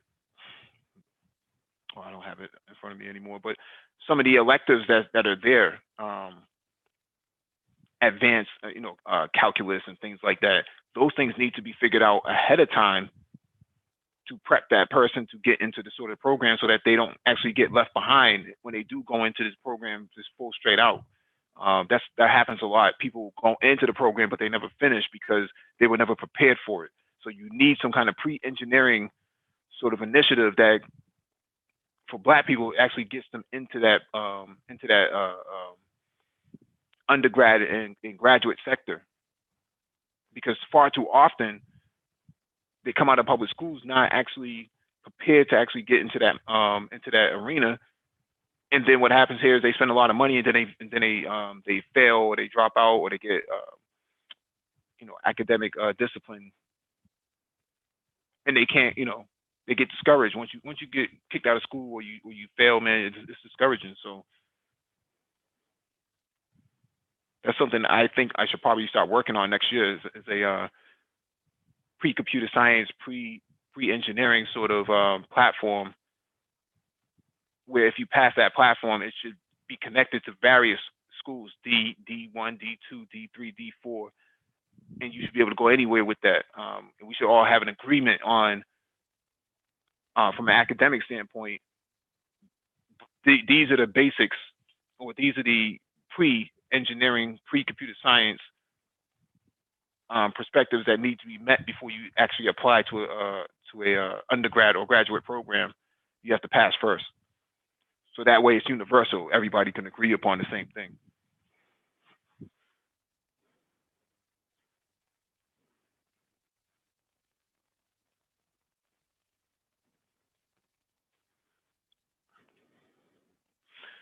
Dave Tile, he asked me, what is the difference between cybersecurity and computer engineering? These are two vastly different perspectives. Cybersecurity focuses on the assurance and security aspect of internetworking infrastructure, whereas computer engineering is more about the development of computer systems. These are two vastly different fields. You go into cybersecurity because you have the mindset to actually do it. Cybersecurity comes with a mindset. You can't just go into cybersecurity because, or somebody should not want to go into cybersecurity to make money. That's the wrong mindset. If you want to get into cybersecurity, you get into it because you have the mindset to do so.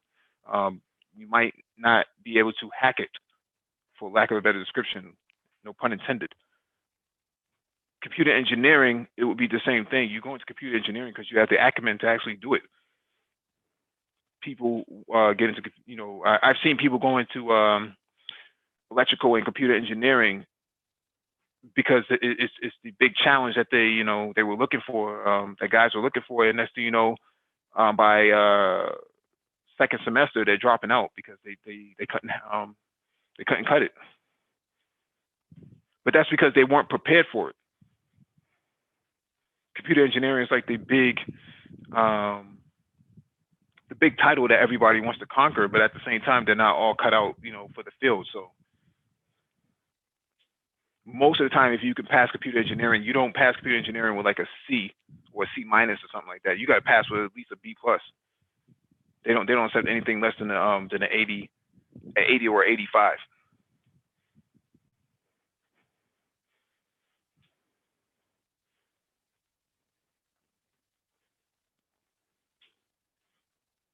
The same thing with cybersecurity. You're not passing with low grades. You can't do that. You'll be kicked out if you don't pass with at least a C or C plus or C plus. Hey, what's going on, Ronan Black?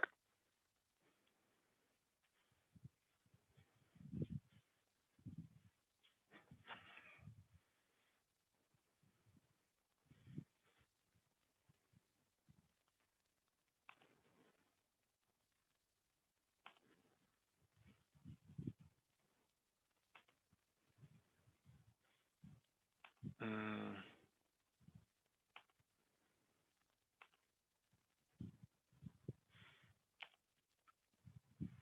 All right, let me get to the last two articles.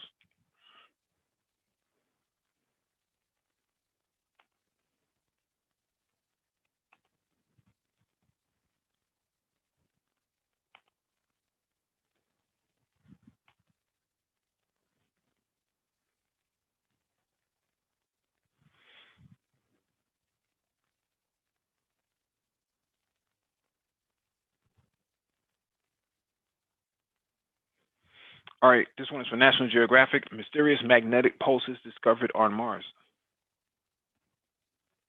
At midnight on Mars, the red planet's magnetic field sometimes starts to pulsate in ways that have never before been observed. The cause is currently unknown. That's just one of the stunning preliminary findings from Mars, from NASA's very first robotic geophysicist there, the InSight lander. Since touching down in November 2018, the spacecraft has been gathering intel to help scientists better understand our neighboring planet's innards and evolution, such as taking the temperature of its upper crust, recording the sound of alien quakes, and measuring the strength and direction of the planet's magnetic field.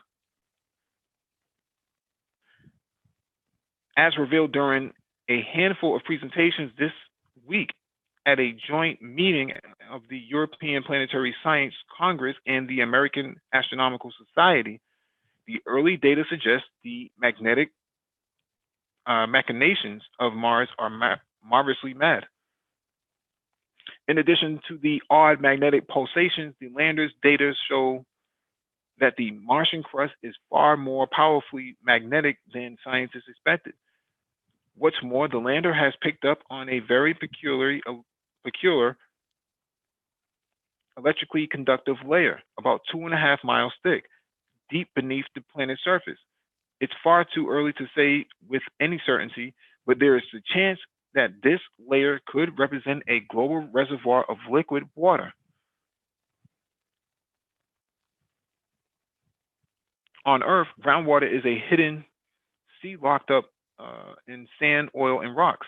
If something similar is found on Mars, then we shouldn't be surprised, says Johnny or Janie Redebaugh, a planetary scientist at Brigham Young University who was not involved with the work. But if these results bear out, a liquid region at this scale on Mars, on modern Mars, has enormous implications for the potential for life, past or present. So far, none of these data, this is poorly written. So far, none of this data has been uh, through peer review, and details about the initial findings and interpretations will undoubtedly be tweaked over time. Still, revelations provide a stunning showcase for insight, a robot that has potential to revolutionize our comprehension of Mars and other rocky worlds across the galaxy. We're getting an insight into Mars' magnetic history in a way we've never had before, says Bryan, Paul Byrne, a planetary geologist at North Carolina State University who was not involved with the work. Earth has a major global magnetic field thanks to its rotation and churning iron-rich liquid outer core. We know that this field has been around for a while and that it has shifted about fairly dramatically across geological epochs. Based on natural records, uh, Based on natural records of its strength and direction trapped in specific minerals within the crust, the history of Mars' magnetic field is similarly achieved in its crust, as scientists learned in 1997 thanks to data from the Mars Global Surveyor orbiter. The same zoo of magnetic minerals that exist on Earth exists on Mars, says Robert Lillis, a planetary space physicist at the University of California, Berkeley, who wasn't involved with the new research. The orbiter directed the red planet's magnetism from about 60 to 200 miles above the surface. And it found that the crustal magnetic field is 10 times stronger than Earth's is when measured from the same height above the surface. This suggests that once upon a time, Mars also had a major global magnetic field. Unlike Earth, though, Mars got unlucky. Around 4 billion years ago, its convulsing outer core appears to have seized up, causing a global collapse in its global magnetic field. Left with a weak magnetic shield to defend itself, an outpouring of radiation from the sun, known as the solar wind, gradually stripped away much of its ancient atmosphere, turning a potentially life-supporting, water-rich world into a cold desert. Grasping why these two planets had such different fates requires the best possible measurements of Mars' magnetic ghost. But from orbit, the strength of this remnant magnetic field has poor resolution. It's like looking at a crowd of people from far away. If many were wearing red shirts and a few were wearing blue, a camera at a distance will largely register the preponderance of red.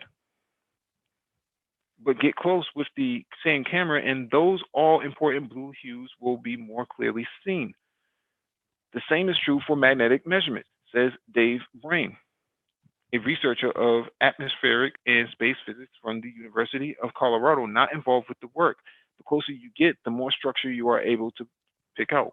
So something was up there before we got here. I'd be curious to know what exactly was there. Because it seems that it has the same features as Earth at one point, but nothing to demonstrate what exactly existed there before then.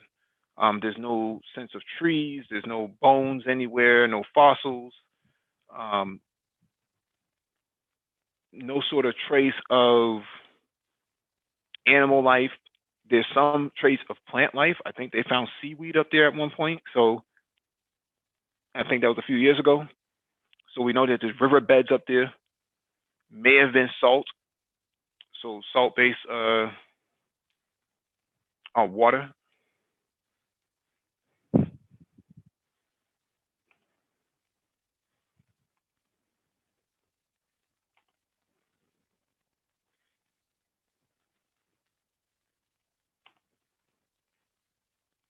Quite a few things.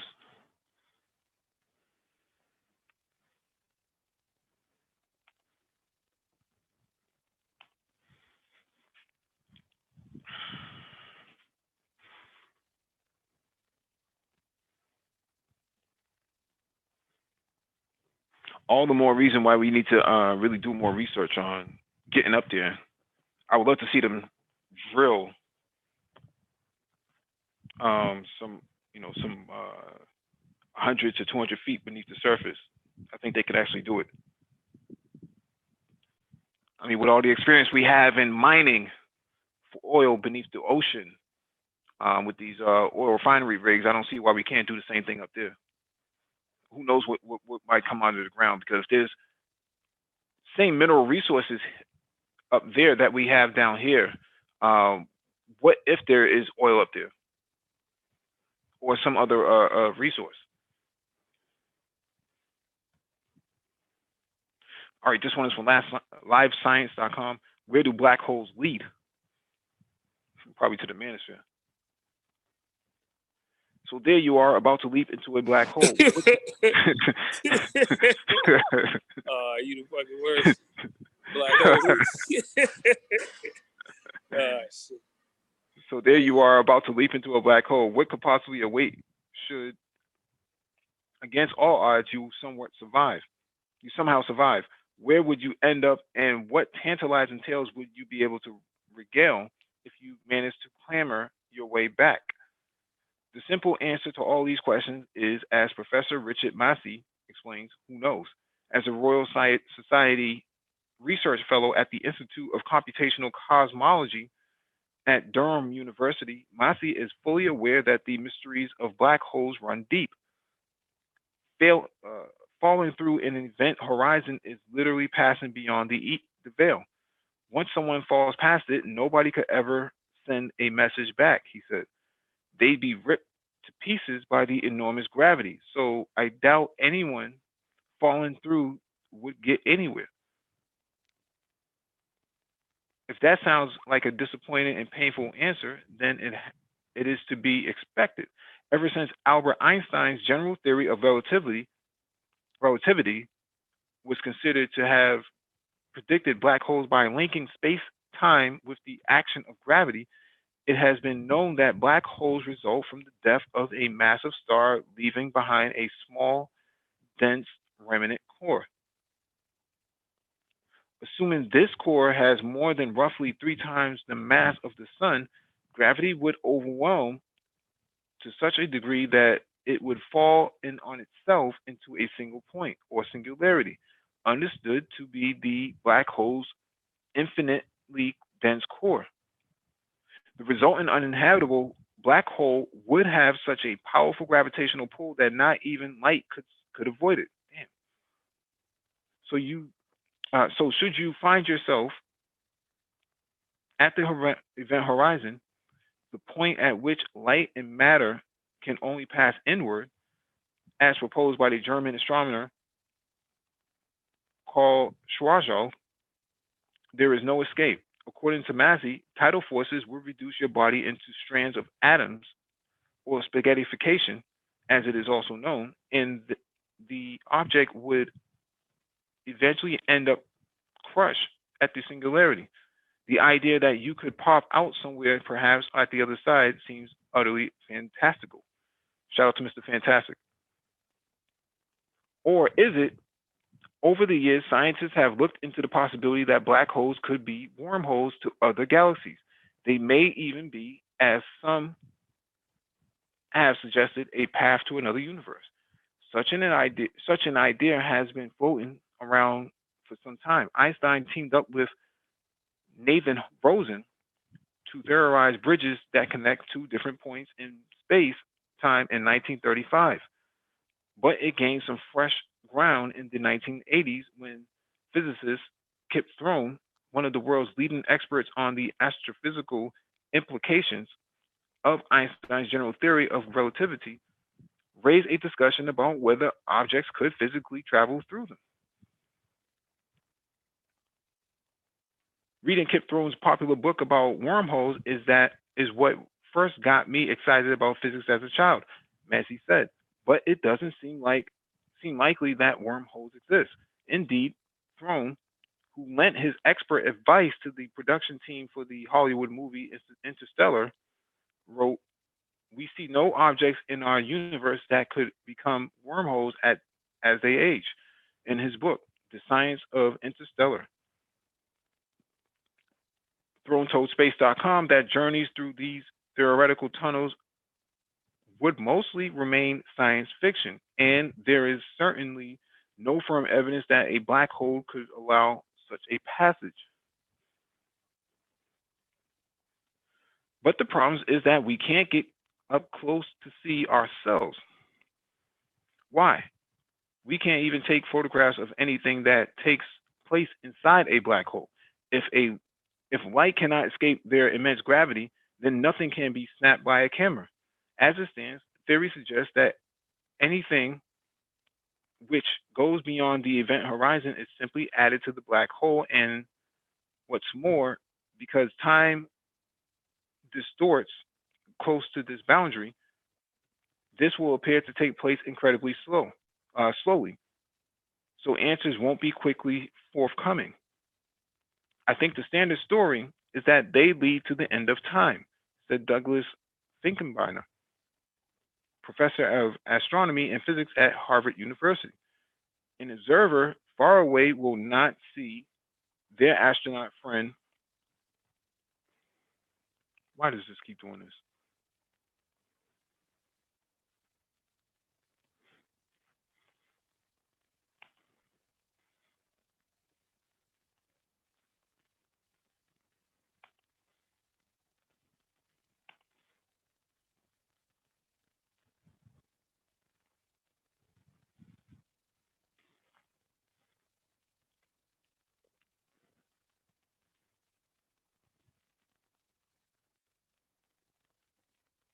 Let me get back because my Zoom just crashed on me.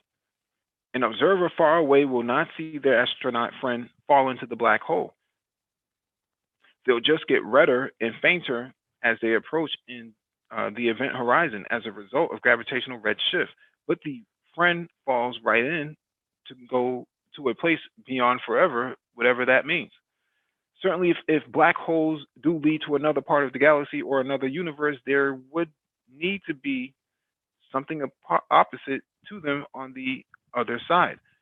Could this be a white hole? We got a whole lot of them in the White House. A theory put forward by Russian cosmologist Igor Novikov in 1964. Novikov proposed that a black hole links to a white hole that exists in the past. Unlike a black hole, a white hole will allow light and matter to leave, but light and matter will not be able to enter. Interesting. Scientists have continued to explore the potential connection between black and white holes. In their 2014 study published in the journal Physical Review D, physicist Carlo Rovelli and Hal M. Haggard claimed that there is a classic metric satisfying the Einstein equations outside a finite space-time region where matter collapses into a black hole and emerges from a white hole. I should say white hole. In other words, all of the material black holes have swallowed could be spewed out, and black holes may become white holes when they die.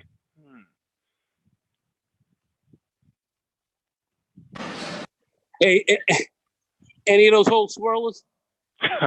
It sounds to me like they are. I'm sorry. Intergalactic swirlers. Far from destroying the information that it absorbs, the collapse of a black hole would be halted. It would instead experience a quantum bounce, allowing information to escape. Should this be the case, it would shed some light on a proposal by former Cambridge University cosmologist and theoretical physicist Stephen Hawking, who in the 1970s explored the possibility that black holes emit particles and radiation, thermal heat, as a result of quantum fluctuations. Hawking said a black hole doesn't last forever. Finkenberger said Hawking calculated that the radiation would cause a black hole to lose energy, shrink, and disappear as described in his 1976 paper published in Physical Review D. Given his claims that the radiation emitted would be random and contain no information about what had fallen in, the black hole, upon its explosion, would erase loads of information. This meant Hawking's idea was at odds with quantum theory, which says information can't be destroyed. Physics states information just becomes more difficult to find because should it become lost, it becomes impossible to know the past or the future. Hawking's idea led to the black hole information paradox, and it has long puzzled scientists. Some have said Hawking was simply wrong, and the man himself even declared he had made an error during a scientific conference in Dublin 2004. So, do we go back to the concept of black holes emitting preserved information and throwing it back out via a white hole? Maybe. In their 2013 study published in Physical Review Letters, George Pullen at Louisiana State University and Rodolfo Gambini at the University of Republic in Montevideo, Uruguay, applied loop quantum gravity to a black hole and found that gravity increased towards the core but reduced and plunked whatever was entering into another region of the universe. The results gave an extra credence to the idea of black holes serving as a portal. In this study, singularity does not exist, and it's so it doesn't form an impenetrable barrier that ends up crushing whatever it encounters. It also means that information doesn't disappear. This is too butterly to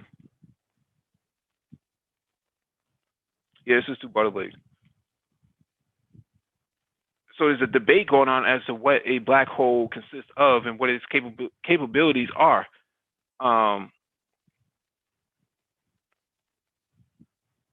Me personally, knowing very little about black holes, what I will say is that black holes, we talked about this the other day when it comes to resumes and applications and stuff. HR, you submit an application and it goes down this black hole where you're never to be found again, and the job basically ghosts you. That's the extent of the general knowledge of what a black hole is actually doing. So it doesn't seem all that far fetched that black holes, just take information in but never put anything right back out. It basically gets lost.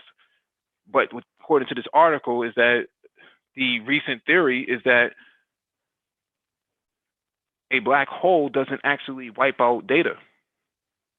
So information wouldn't be lost, it would just be halted. So it would be the equivalent of using a number 2 pencil to write information on, or let me put it this way, information that goes into a black hole becomes redacted. And because it becomes redacted, you never know what was actually there, but there is something there. So how do you unredact information that has been processed already? So that becomes the real question now. Unredacted information that falls into a black hole. Hey, what's going on, Dr. Phoenix?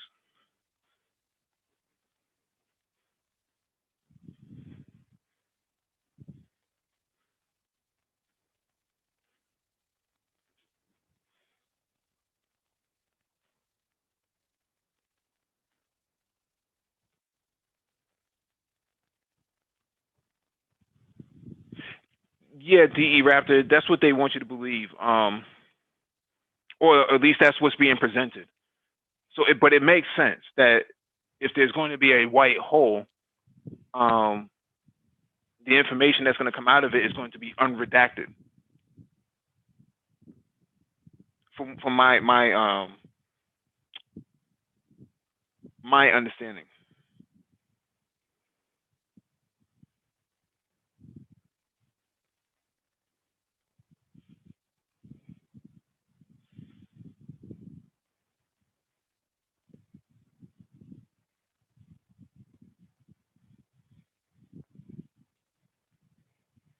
But in order for people to really fully understand black holes, they would have to be knowledgeable, at least in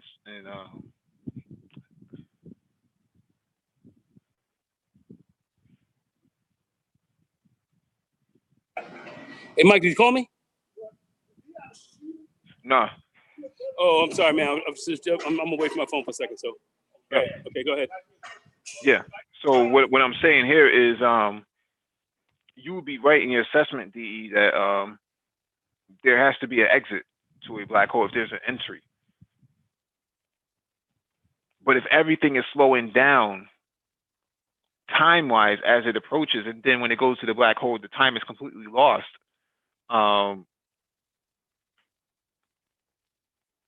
Then what you're talking about is 000 and no calendar date. So this is what they were talking about with Y2K, right? Everything was reset. It would go to 2000 and then everything would stop. So they were worried about a cyber black hole back then that information that would go in after 2000 would actually stop working. Everything would just be 2000 or to reset to 1900. And maybe that's a theory that things that go into the black hole don't actually delete, but actually reset. When it comes to data on the hard drive, what we know in the IT space is that data can be recovered despite the fact that you deleted it. So you may have deleted it in Windows or in Mac, but a forensics person can actually go back into that hard drive and recover that information with the right forensic tools.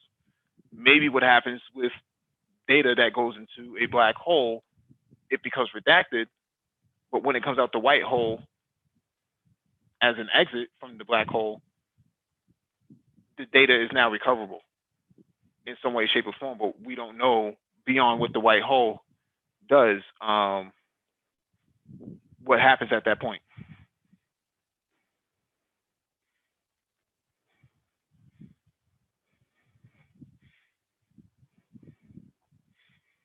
And we have DE Raptor on the panel.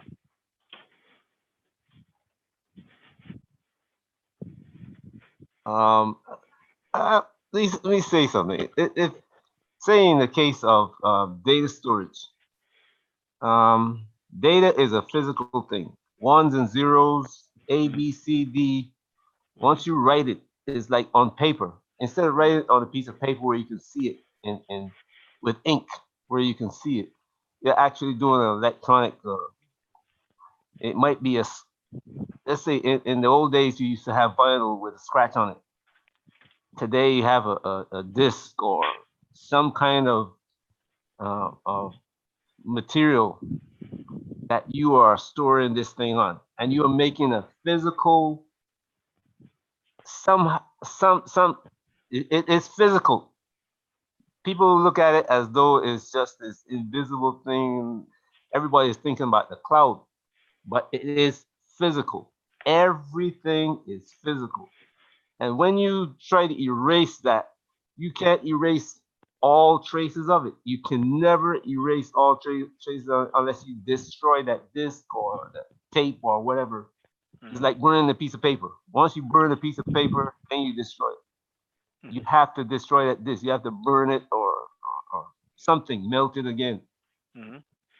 In the universe, as I was saying, if you look at where these people try to explain it, is that you can look at this thing, you're seeing light accelerate and disappear into the black hole. If that's the case, it has to have a door on the other side.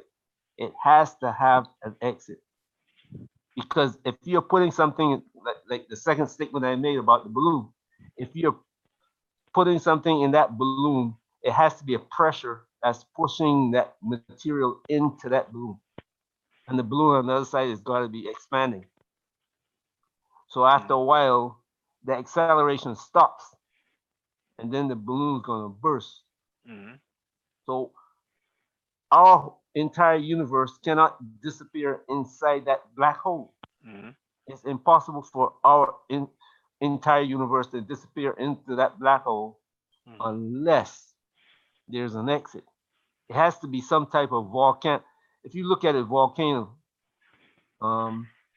it will explain what I'm saying, because the Earth, what we consider the dust on the top of the Earth today, a million years from now is going to be coming out the vent of some volcano, because the Earth continually recycles from outside inside.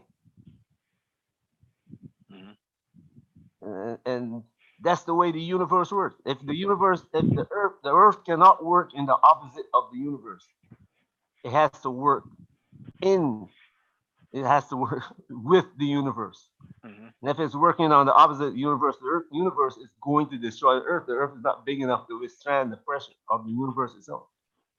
But to your point, there are some people in the pro-black community who would say that the Earth is flat. Well, if the Earth is flat, then we shouldn't have volcanoes. I'm serious. I mean, that's just that. If the Earth is flat, we should not have volcanoes. Hmm. Period. If the Earth is flat, rain shouldn't fall. Well, it falls, but it falls on flat ground, so that fits their theory that the Earth is flat. Well, where does it disappear to when it go into the ground? It vaporizes into the air. Where do we get water from when we drill a hole into the ground? Where do you get this? I don't argue those points because people don't think carefully about what they're saying. Well, if you have a black hole, you have a white hole. Isn't that interracial marriage? Yeah. Exactly, bro. It's a Exactly. swirler. It's a swirler's paradise. Yep. If you That's are what. a That's what. It's a Most, swirler's paradise here, baby. that's what a lot of black people are wishing for. You go to places like South That's even America, me, and man. that's why It's gonna you be a get problem. black women marrying Caucasian people because they want their kids to, have that Give me that. Give me complexion that. and, It's gonna be a problem, bro. and I'm sorry. well, yeah, yeah. I mean, you're always gonna have as long as you have black holes and white holes, you're always gonna have a desire to swirl. That's why they call. That's probably why they call it a Milky Way. Yeah. Hey, listen. You can have black holes, but as long as we don't have black and white hoes, then we got a whole different game going. So we're good, man. We're good. We're straight. Mhm. Einstein and Rosen, them guys are on the money. Mhm. Hey, Einstein was on the money, man. no, those guys. No, he was on the money. And actually, they got a picture of a black hole. So and you see light around in the circular fashion, and a hole in the middle is pretty butter-like. So Yep. shows you how math and all that really works. Really works. You have a black hole, a Milky Way, and a coon on the moon in June. A coon on the moon in June. As long as we don't have no beta male coons on the moon, we Nope. straight.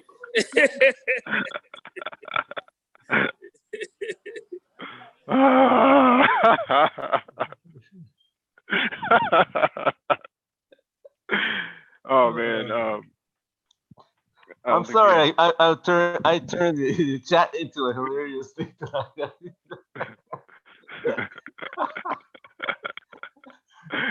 I mean, do you need any do you need to be select or non-select in the black hole?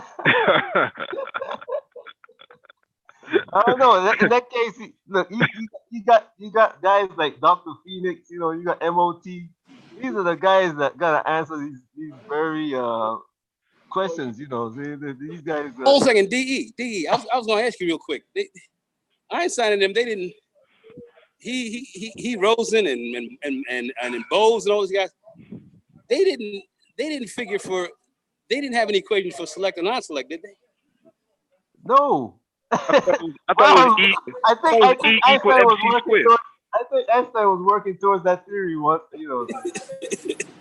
I would just asking. I figured you might have some insight on that. Yeah, but I thought that was E equals MC squared. Well, Einstein was beginning to question that after a while. No. They got the equation from DE. They said DE equals MC squared. Oh, okay. I was like, oh shit. Oh shit. Y'all don't think I read it for that one, did you? Oh man. Oh man, this is well,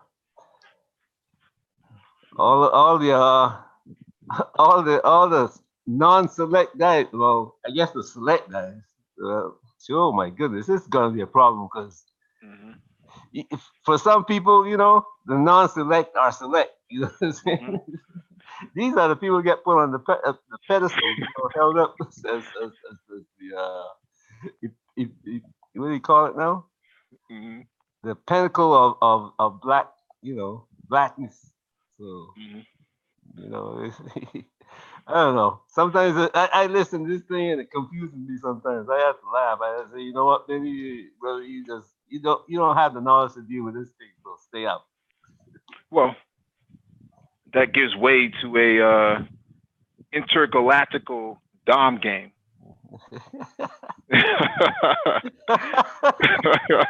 Oh man, let me get up out of here, man. Thank you all for joining us, man. Please hit the like button if you have not already done so. Share the video if possible, and hit that notification bell so you get all the updates from the Black Brain Trust, including those posted on the community tab. We did post something on the community tab today, so it ends tonight. Make sure you all actually spend your money on that if you're trying to get into IT. And we still offer IT mentorship and IT coaching for those trying to get into IT and transition from one career to another into IT.